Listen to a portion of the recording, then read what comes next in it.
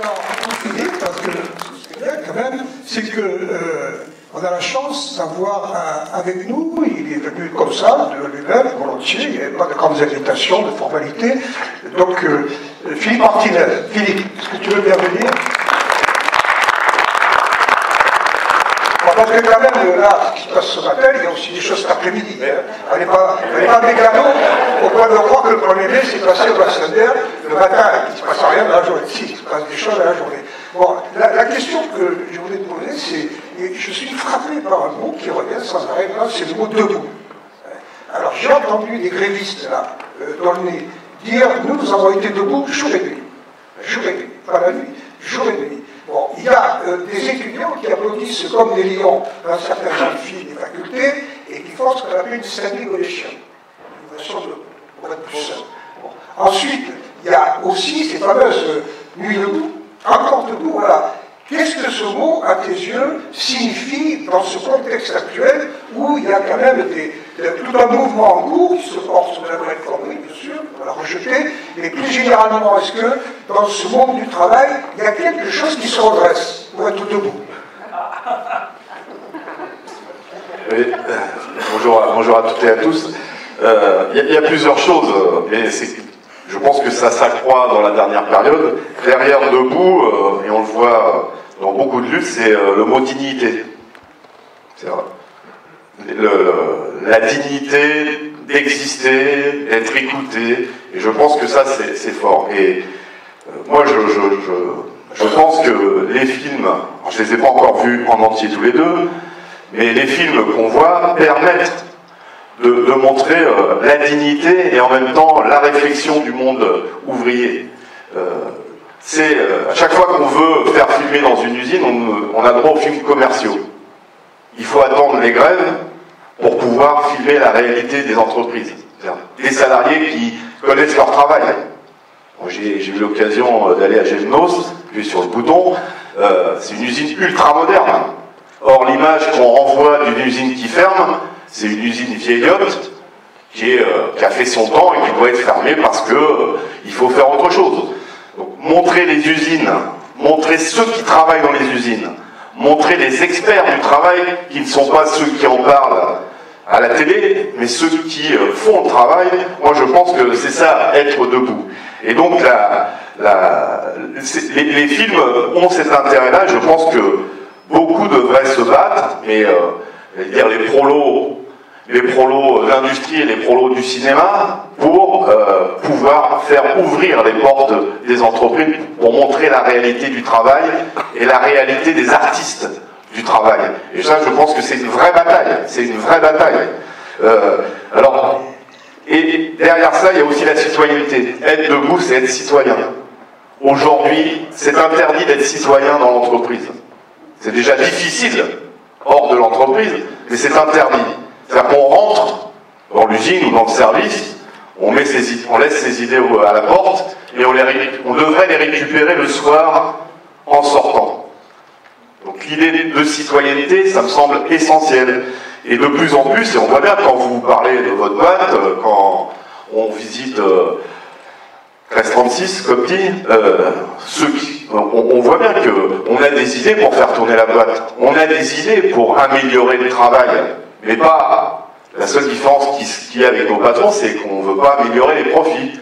On ne veut pas améliorer les dividendes avec les actionnaires. Donc il y a ça qui vient en ligne de fond. Alors, oui, il y a derrière les mouvements qui s'appellent Debout la nuit, ou la nuit debout, il y a toute cette volonté, et je pense que c'est intéressant dans la période, avec les difficultés, parce que quand on veut faire grève, j'entends parfois, j'étais jeudi à Nuit debout, à la place de la République, c'est une minorité, mais certains, on donne l'impression qu'il suffit de le vouloir pour la faire, la grève générale, reconductible et je ne sais quoi. On voit bien dans les débats qu'avant de se décider, surtout quand ça dure 1336 jours, je l'ai cité votre exemple, Olive, à la République, j'ai dit voilà, il y en a qui l'ont voté, la grève reconductible, ils pensaient peut-être pas que ça allait durer 1336 jours. Vous savez ce que c'est 1336 jours de grève reconductible? Donc, mais en tout cas, derrière ça, il y a une volonté, avec toutes les difficultés, hein, de relever la tête et de rester debout et surtout d'avancer. Mais là aussi, je ne sais pas qui disait, c'est toi qui disais comparaison n'est pas raison, ou Gérard, on est dans une autre époque aussi. Vous étiez à Flins, on le voit dans le film, à Flins par exemple, l'usine Renault de Flins, il y a plus d'intérimaires que de travailleurs en CDI. La lutte, elle ne s'organise pas de la même façon que moi qui viens de Billancourt, quand il y avait 40 000 salariés, du jardinier à l'ingénieur, en passant par celui qui était en chef, qui avait le même statut. Et donc, la convergence de lutte, elle était plus visible à l'époque que quand il y a 10 statuts, 40 statuts différents. C'est ça qu'il faut travailler. Donc moi, je suis assez confiant, le mouvement est important. L'importance du mouvement, on la mesure à la haine de classe qui s'exprime dans la période. Quand des éditorialistes, je sais bien que c'est pas nos amis, sont capables de comparer la CGT à Daesh, ou la CGT au Front National, comme l'a fait Gisberg. Vous voyez, la haine de classe, elle est là, profonde. Mais en même temps, on ne tire pas sur les morts. Donc ce mouvement social, il leur fait peur. Ce mouvement social, ils le redoutent. Je te rassure, on n'est pas partenaire avec le MEDEF, parce que eux aussi, ils l'expriment, cette haine de classe par la répression. Hein, je ne vous fais pas de dessin, les Goodyear, les Air France et les milliers de camarades qui sont licenciés, discriminés dans leur carrière. Moi, je suis confiant, mais il y a besoin, tous, chacun à son niveau, dans sa boîte, dans son quartier, sur le marché, de faire que ce mouvement il s'amplifie. En tout cas, les premiers chiffres des manifestations de ce matin sont intéressants. C'est plus du double de l'année dernière, donc vous voyez que même le 1er mai, dans une période de congé scolaire, il y a du monde qui est dans la rue, donc rendez-vous à 15 h à la Bastille. Alors, Patrick Le Gall, si tu veux bien. Oui, quand même, bon. Non, parce qu'on a dit 80 ans du Front populaire et 20 ans des Amis de l'Humain. Je dois dire que, comme j'entends Philippe Martinez, il y a 20 ans, déjà nous avions fait une rencontre assez importante, c'était à la Maison de la Chimie à Paris, et le principe c'était déjà des travailleurs avec eux solidaires, un certain nombre d'intellectuels, philosophes, cinéastes. Il y avait Régis Debray, il y avait Jean-Claude Guibault, il y avait Guédiguian, etc. Il y avait Bernard Thibault, qui était à l'époque secrétaire de la CGT, il était secrétaire de la Fédération des cheminots, parce qu'il y avait dans des 5 fédérations de cheminots qui sortaient d'une grève costaud, balèze, vraiment. Hein. Et donc il y avait tout un... Et là, c'est là qu'en fait on a de fait créé les Amis de l'Humain. Parce que pour créer les Amis de l'Humain, ça ne crée pas sur le papier, ça n'a pas de sens. Mais il fallait les deux forces. La force, disons, du travail, pour parler vite, et la force, comme dit Patrick souvent, de la création. Et elles étaient associées. Donc, aujourd'hui, on a voulu un petit peu se retrouver comme ça. Donc, d'où le fait qu'il y avait ces grévistes, ou ces gens de la coopérative et tout, ils sont plus en grève, maintenant, évidemment. Bon, hein. Et puis, bon, Daniel Linard, Gérard Mordia, voilà. Alors, passons quand même à l'autre versant de la même montagne, qui est la question de l'humanité. On a été créé il y a 20 ans pour défendre l'existence de l'humain. Bon, alors, Patrick Cueillari, est-ce qu'il y a encore aujourd'hui des raisons de créer ou de défendre les Amis de l'Humain comme soutien à l'existence du journal? C'est une question de bateau. Hein. Non, c'est une bonne question. Oui, il y a autant de raisons, il y a même plus de raisons, et je crois que par rapport à ce moment, il y a aujourd'hui plus d'amis de l'humanité. Il n'y en a peut-être pas plus dans l'ours qui est faite dans la feuille des Amis de l'humanité, mais je crois qu'il faudrait recontacter toutes celles et tous ceux qui, depuis maintenant des semaines, témoignent en notre faveur et sont avec nous depuis maintenant 4 mois dans une campagne qui, jusque-là, jusqu'à ce matin, est une campagne de résistance pour empêcher que des forces économiques, des forces politiques qui sont très haut perché, déstabilise le journal, car c'est ce à quoi nous faisons face depuis 4 mois. Il y a un refus de revenir au niveau de 2010 en ce qui concerne l'aide au quotidien à faibles ressources publicitaires, où on nous a enlevé 1 million d'euros d'aide. Et toutes les démarches que nous avons faites avec l'actuel gouvernement et l'actuel président de la République, qui pourtant, pendant sa campagne, mais on a vu qu'il avait dit beaucoup de choses pendant sa campagne dans les films, et c'est très intéressant. Et d'ailleurs, je le disais à Philippe, il y a une affiche à la sortie une banderole sur laquelle vous avez mis une affiche à la sortie du ministère de l'Agriculture, qui est formidable, parce que, si j'ai bien compris, vous avez fait défiler le président de la République dans les rues de Paris avec ce mot d'ordre « Unilever tue l'emploi » avec sa photo. Ce qui est quand même bien encadré par sa police, puisque j'ai vu aussi que vous étiez sous bonne garde. Et donc, ceci nous est refusé, et au lieu d'accéder ou même de discuter, parce qu'il n'y a pas eu de discussion, il y a toujours eu refus de discussion là-dessus depuis le premier jour, on a diligenté par les services de Bercy, ce qui ne se fait jamais pour aucune entreprise, une enquête sur les comptes de l'humanité, et depuis s'est déroulé tout un scénario dont le pic a eu lieu au début du mois de mars, qui visait à soit couper un certain nombre de services de l'humanité, soit à nous exiger de nous que nous ouvrions le capital de telle sorte que peu ou prou le journal serait passé en d'autres mains, et ceci à l'exemple du dernier confrère qui s'est trouvé dans cette situation, qui est Libération. Et vous avez sans doute vu cette semaine que ce processus se poursuit, puisque vous avez vu que désormais, un grand opérateur téléphonique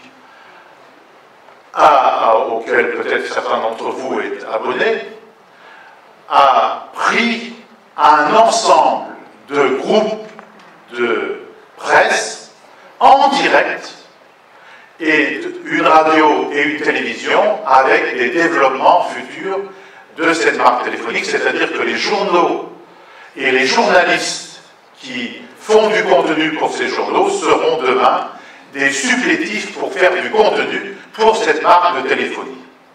Nous ne voulons pas ce scénario, donc nous sommes dans un combat, dans une bataille très difficile, mais avec une situation économique et juridique très fragile, puisque nous avons des déficits cumulés extrêmement importants.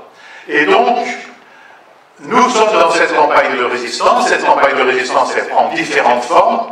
Des amis de l'humanité, des intellectuels, des syndicalistes, des responsables politiques qui témoignent en notre faveur, des lectrices et des lecteurs et d'autres qui participent à une souscription pour permettre de tenir notre trésorerie et de commencer à nous désendetter de telle sorte qu'aucun président de tribunal de commerce n'ait l'excuse de nous mettre en cessation de paiement. Et nous allons rentrer dans les jours qui viennent, dans les semaines qui viennent, dans une nouvelle phase de notre combat, qui sera un combat beaucoup plus agressif, beaucoup plus de conquête, dans le cadre de la préparation de la fête de l'humanité, parce que la question fondamentale qui est posée à l'humanité est celle du nombre de celles et de ceux qui le lisent. Et on voit bien, ces films le montrent. En général, quand on va au cinéma, il y a évidemment différentes créations cinématographiques. Il y en a de très bonnes qui parlent des ouvriers, qui parlent de la vie des gens, qui parlent de la vie dans son quartier. Mais là, on met justement, nos amis cinéastes l'ont dit, on met en gros plan le visage de ceux dont on dit qu'ils n'existent plus, c'est-à-dire les travailleurs, les ouvriers de ce pays. Eh bien, il y a donc une conjonction entre ce que fait l'humanité Et ce que nous avons vu là, et ce que font d'autres créateurs, c'est qu'à la une de l'Humanité Dimanche et sur notre plateforme numérique, c'est le visage de ceux qui font ce pays, le visage des travailleuses et des travailleurs, le visage de tous ces salariés, de tous ces producteurs réels de la richesse réelle, parce que la richesse réelle, elle n'est pas au Panama. La richesse réelle, elle se produit dans ces usines qu'on ferme ou on tente de fermer aujourd'hui. Eh bien, c'est ça qui est à l'une du journal. Et créer un rapport de force politique, comme je t'ai entendu dire, Gérard, avec ta fougue habituelle, créer le rapport de force politique et sociale qui permet cela, eh bien, nécessite beaucoup de films comme celui-là, mais nécessite aussi vraisemblablement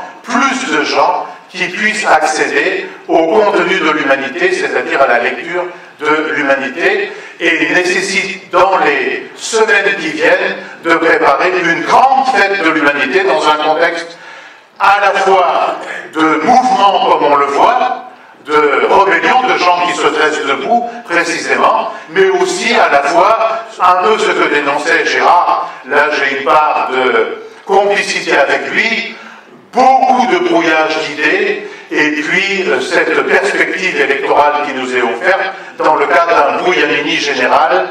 Mais nous ne devons pas nous arrêter à ça. Je crois que c'est le mouvement social, le mouvement syndical, la classe ouvrière, les salariés, le peuple en son ensemble qui peut trouver en son sein des issues progressistes, et tout ce que nous pouvons faire ensemble pourra y participer, il y participera, j'en suis sûr. Donc, pour répondre à ta question, oui, il faut de plus en plus d'amis de l'humanité, mais pas seulement comme amis où on vient prendre le thé, même si c'est de 13h36 ensemble, ce qui serait bien, mais aussi dans l'action, dans la bataille pour défendre à la fois la création des ouvriers, la création culturelle et la défense d'un pluralisme de la presse dans ce pays. Merci Patrick. Je ne peux pas m'empêcher de vous dire que les anniversaires sont ce qu'ils sont. Parfois, ils servent au client. Mais quand même, on ne va pas s'en priver. Parce que ce fameux Front populaire, dont tout le monde a compris que ça ne va pas se recommencer après-demain. Ça ne se refait pas l'histoire, comme on dit, c'est vrai, ne se répète pas. Mais enfin, quand même, il y a une formidable leçon qui nous en vient, un formidable message.